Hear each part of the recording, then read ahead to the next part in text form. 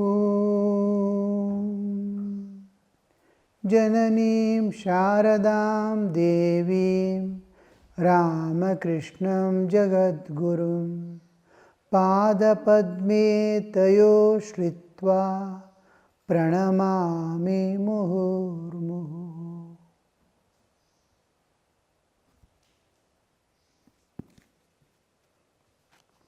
We were discussing about the taste for God's name. We do not know its value. When value is unknown, then we don't have interest in it. Anything which, if I don't find a value for that, maybe a mountain of gold is there, but I don't have value for that, then I don't care for it at all. We don't understand the value of God's name. Sri Ramakrishna says, do you think God's name is an ordinary thing? It can purify the body and mind, which is put in the world, which was wallowing in the mud of the world, just by name of God. It can get rid of all the dirt it has acquired. It will become crystal pure, just like dirty water, the water which falls as rain, such a pure water that the moment it touches the earth, it becomes dirty. As it flows, dirt goes on increasing, and last it goes and falls into a pit where people, thirsty people also don't find any value for that. But the sun never sees the dirt. It takes away only the water. The water is exposing itself to the sun. The moment water exposes to the sun, then you see it is being carried away by another power. Its dirt is left there. All the dirt it has acquired is left. It is giving a beautiful form of cloud to rain again. So this just exposure to God. I am not exposed to the value of the God's name, which is going to purify everything and transport me to another level of, another dimension of existence where I am eternally free. I have no suffering, I have no bondage, I am in an ocean of bliss, eternal, total freedom. That level it's going to take the simple God's name. So when we start understanding its value, it's going to purify me. It's going to release me from all bondages. It's going to end all my suffering. How much a man suffers, but doesn't get interested in God. So the nature will not end because you are exhausted in the life.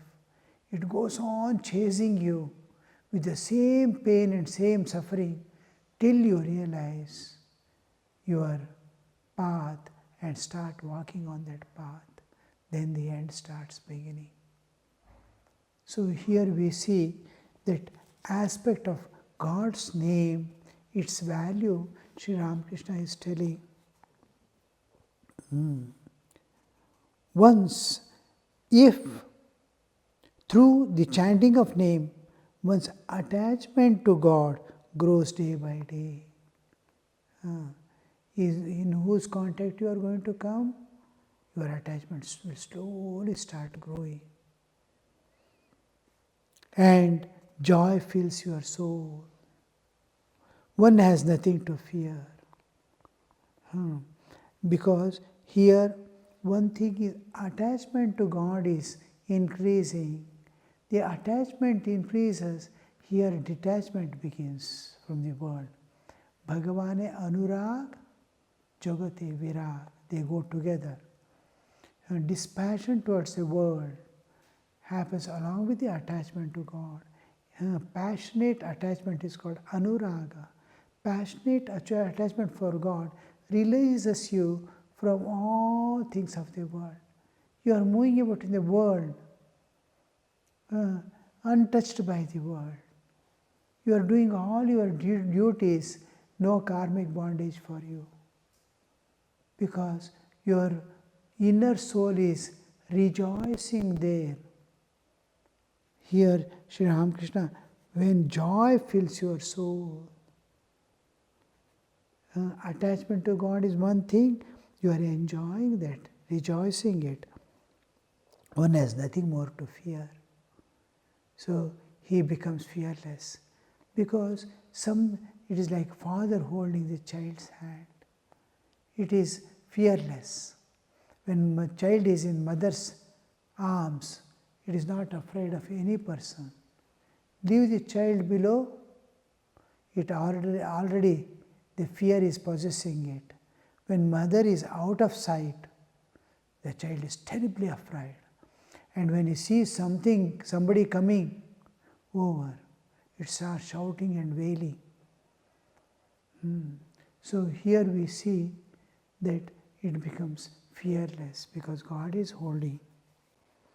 The delirium will certainly disappear. All the attachment to the world, this, that, desire for enjoyments, all that will disappear. The grace of God will certainly descend. You have to just turn that side. Like Ramana Maharshi says, your business is to go, dive within, search for who am I, and dive within and go and stand at the door and go on knocking at the door. One day the door will open and suddenly you will be sucked inside. You need not walk also. And how it, like a vacuum cleaner, it sucks you from within.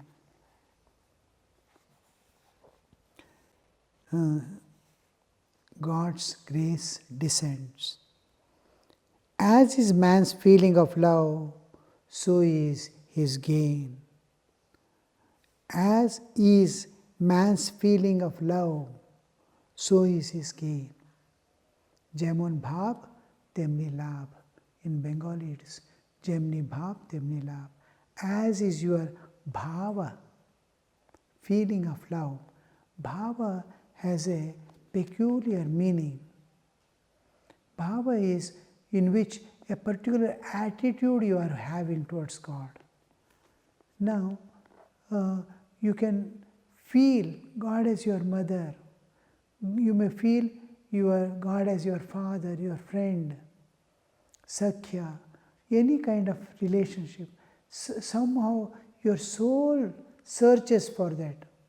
Usual understanding of a sadhaka regarding God is as if he is father and mother. Because, especially as mother, because mother gives maximum care and concern for the child. In the world, he feels insecure.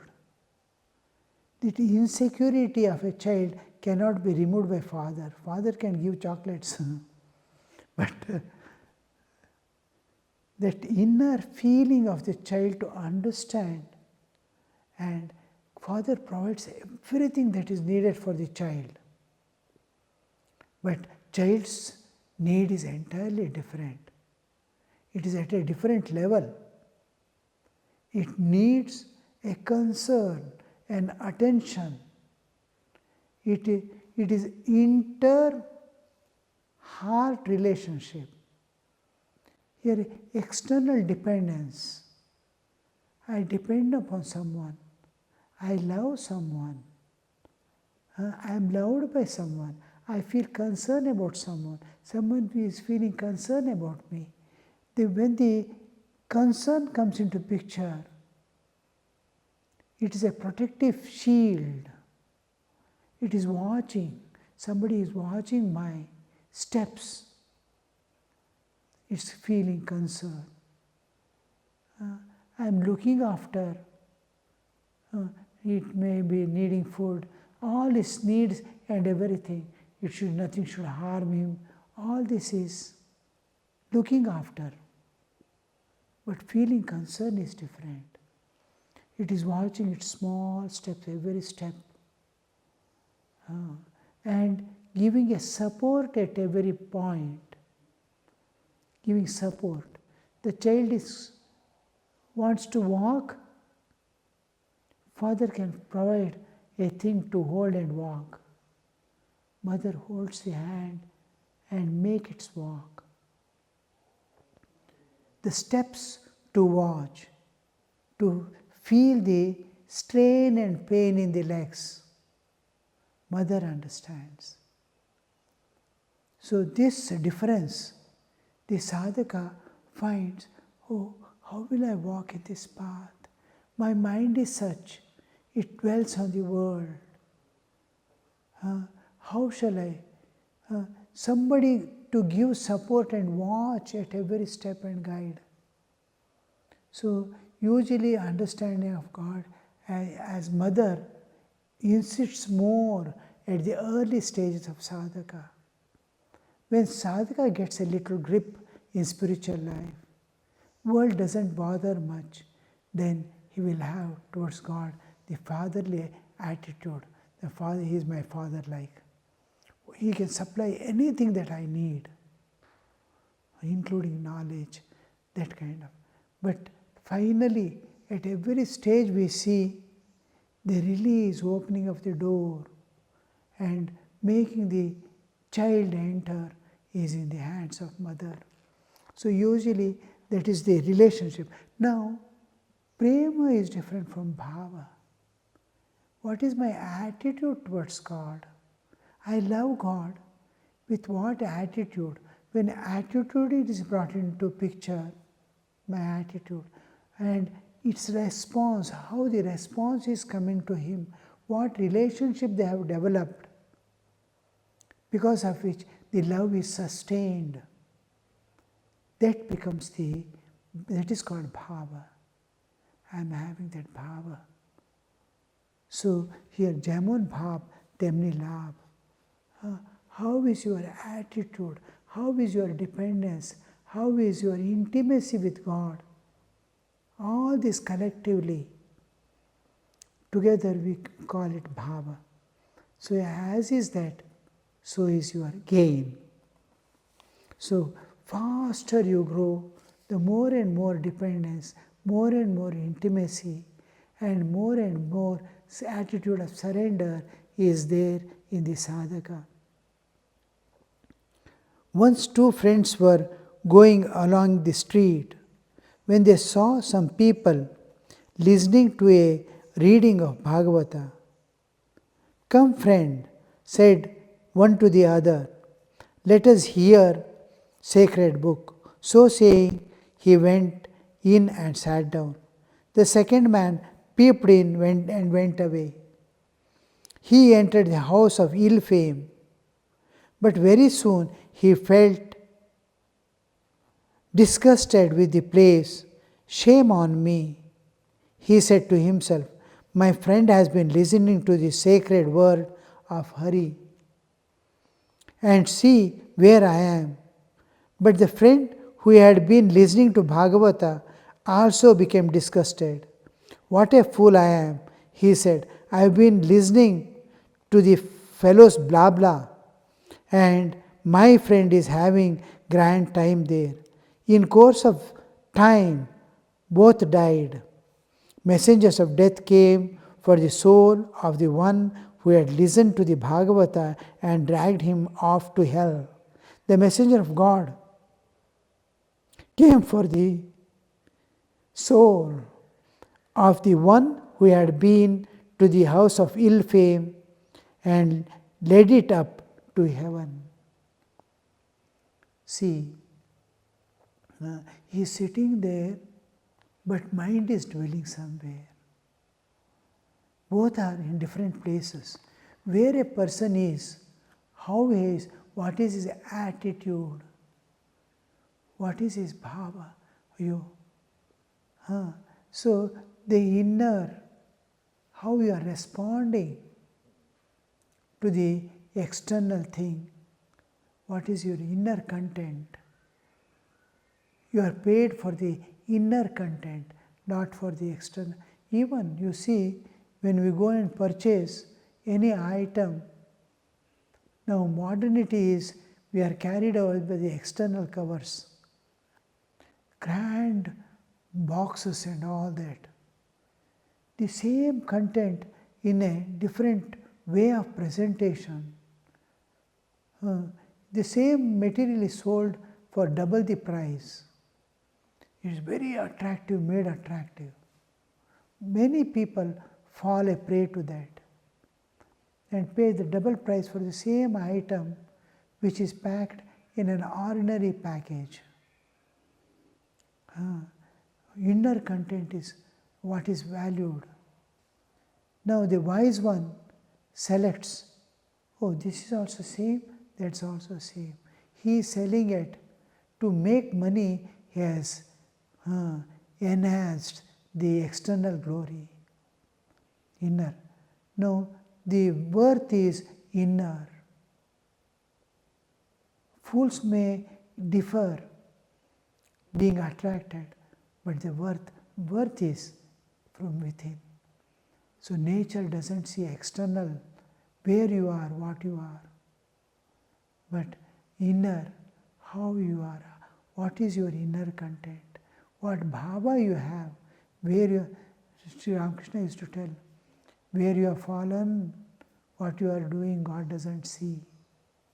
What is your intention within? What is your inner content? That alone God sees. So here we see that being brought out. Verily the Lord looks into the man's heart and does not judge him by what he does or where he lives. Krishna accepts a devotee's inner feeling of love. Krishna accepts a devotee's inner feeling of love. How the gopis felt with the Krishna and how the transformation they undergo, except Radha, all were in bodily awareness. Radha was by birth Videhi. She never knew, she was never aware of herself, her bodily existence. She was in constant awareness of the divine. And Krishna, though we pictorially represent in various ways, it's entirely different in the actuality. She never knew she has a body at all. She was a divine being in divine contemplation all the time. She represents the Jiva's inner soul, which is constantly in attraction to the absolute existence. Bodily existence is attached to the external world.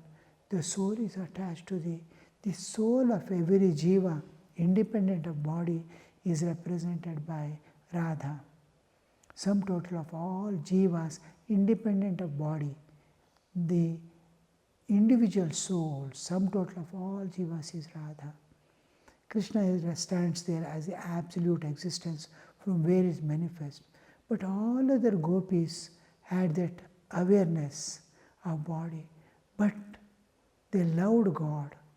They were aware of His divinity, independent of the external beauty and glory that He represented. All His actions and life there, killing of so many demons and all that, is the part of Leela. They were not charmed by that. They were not carried away by that. It is inner divinity calling the external divinity. Slowly, body awareness drops off. all become representatives of Radha. Some became intimately sevikas of Radha, means the Jivatman, the intellect which is turned to the divine and dissociated from the world, is the sevika of the soul, which constantly, when Viveka awakens and then separates the intellect from the vasanas, the intellect turns inward and aspires for God. That is the sevika of the soul, sevika of the Radha. Slowly all awaken to their spiritual consciousness. When rasa comes into picture, nobody is aware of their body. And each one is seeing Krishna with them. And Krishna is there because he is all pervading consciousness. They are aware of their consciousness, individual consciousness. Independent of body they have become. They are one with, just like what I am in my deep sleep. I am one with the universal consciousness in the second stage of my deep sleep. I find myself totally one with the independent of others' existence. I feel in the deep sleep, second stage, one with the absolute universal consciousness. The individual consciousness finds oneness with every jiva. Suppose all jivas enter into sleep, each is finding its oneness with the universal consciousness. How beautiful, you see. Each soul is one with the universal consciousness all time. When I recognize it, I am in rasa. Rasa. I am enjoying the bliss of my own self, being one with the Absolute. So this one thing is pictorial representation, another thing is the actual happening in the sadhaka's life. This we see here being how whatever is where you are, this is Krishna accepts the devotee's inner feeling. Krishna accepts the devotee's inner feeling. And inner feeling is, he is mine and he is absolute. Two important understandings of the Guru. He is Mama Sarvasva. Everything what I can think of. Sarvasva term is used which includes everything. And he is my Sarvasva.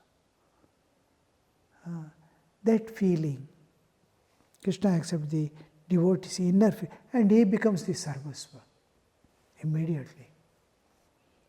In the Kartabhaja sect, the teacher, while giving initiation, says to the disciple, now everything depends upon your mind. According to this sect, he who has the right mind finds the right way and achieves the right end. How beautiful, you see. Kartabhaja is one of the Shakta schools. While initiation to the disciple, the Guru says, now everything depends upon your mind. Even otherwise, in anybody's sadhana, what is your mind is what you are going to be and what you are going to achieve. The first thing a sadhaka needs is self-confidence. Yes, I will. Thousands of defects are in me, doesn't matter. I am attached to body, I am attached to enjoyments, doesn't matter. This is all external cover, body, mind.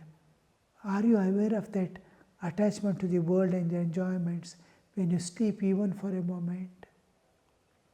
It is associated with body and mind alone. Why are you identifying with that? So if mind can detach from the bodily existence and turn towards divine, it is entirely, the purpose is fulfilled. So, how your mind is going to conceive, hold on to the divine, how it is going to dissociate itself from the external world. The whole thing is a play. Even normal working of our day-to-day life is what our mind says. As is mind, so I am, whatever I am. Now, my attitude towards the world, what I am searching for, what I am looking after, what things I understand, everything is my mind. My mind is catching everything. I am seeing something in some person. Another person is seeing in the same person another thing which I fail to see because of my mind is searching for. My mind is in such a way, it is colored and giving a colored picture of a person. My mind is colored. If I have greedy, he sees the greedy everyone. Somebody says, you are greedy, why are you telling me? Everybody is greedy. What your speciality is about me telling that? He doesn't accept. He has seen greed being in everyone. How that he saw greed when greed is not there? Because his vision was that. A man of purity sees purity in everything, everywhere. In every person. One who is, now a child doesn't see any defects. Anyway, nor the jnani who has realized God sees any defect anyway. He has no complaints. He has nothing to say. He is seeing God everywhere. God has become this. Child is in ignorance. He doesn't see anything. So both are seeing what world they are seeing, others are not able to see. Each one is seeing. If you have a single complaint against this world, you are not yet known what God is. Your understanding is about God is nil. So this we see clearly in our own normal life, the play of mind. Mind is giving color to everything and depicting and showing things which are not there. All things, whatever we think and know of this world, other than being God, is only our mind's play. When we see God in everything, divine in everything, that is the real understanding of this world, and our vision is clear and right. Om Shanti Shanti Shanti Harihi Om Tat Sat Shri